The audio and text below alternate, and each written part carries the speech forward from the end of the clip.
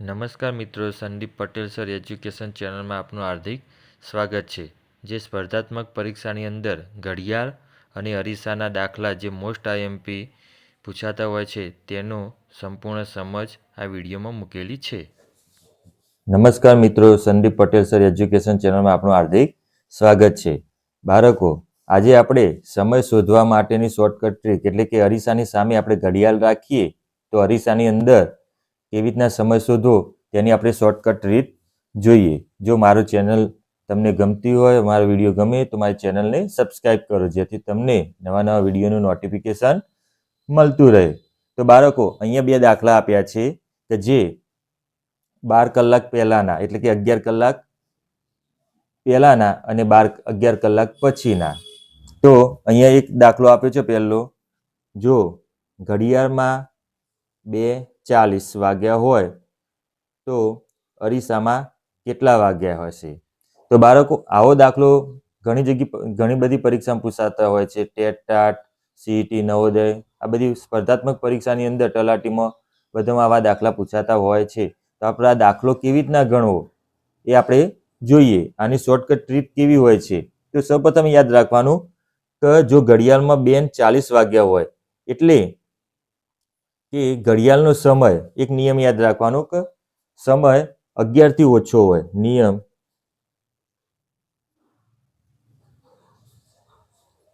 સમય 11 થી ઓછો હોય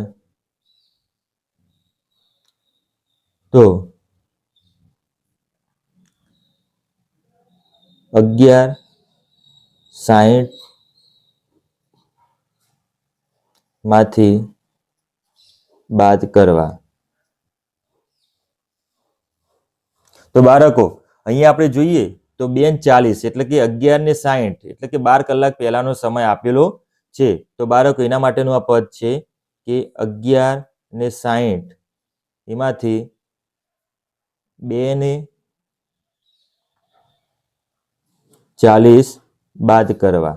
તો બાળકો, આની બાદ બાકી કરીએ આપણે. 0 માંથી 0 બાદ થાય તો 0, 6 માંથી 4 જાય તો 2 અને 1 માંથી 2 ના જાય એટલે આપણે શું લેવાનું? દસકો. તો અહીંયા આવશે 0 અને અહીંયા આવશે 11. 11 માંથી 2 જાય એટલે 9 કલાક અને 20 મિનિટ. તો 9 કલાક અને 20 મિનિટ તો અરીસાની અંદર માં દેખાશે. તો બાળકો, અરીસાની અંદર આપણે જોઈએ તો 9 કલાક અને 20 મિનિટ દેખાશે.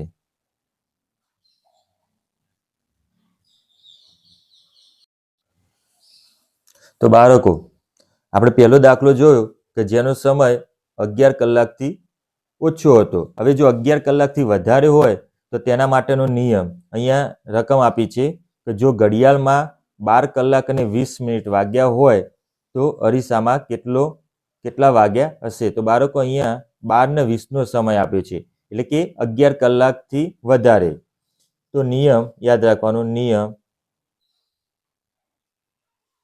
સમય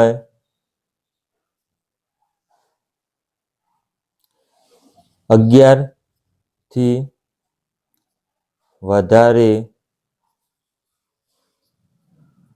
હોય તો 23 કલાક અને 60 મિનિટ માંથી બાદ કરવા. જો બાળકો, અહીંયા 11 થી વધારે સમય આપેલો છે એટલે કે 12 કલાક ને 20 મિનિટ આપી છે.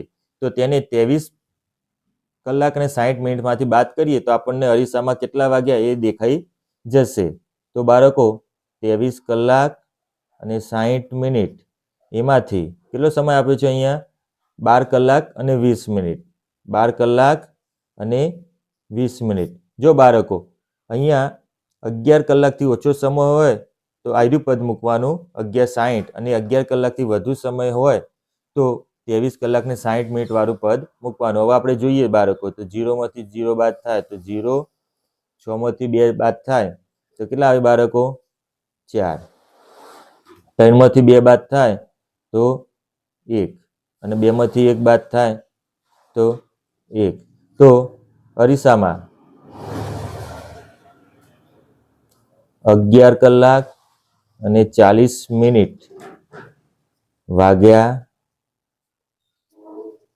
હશે. તો બાળકો આપણો જવાબ 11 કલાક ને 40 મિનિટ.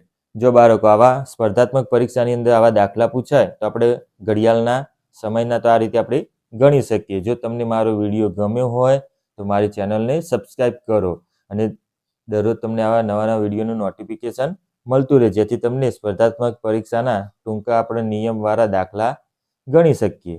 આભાર.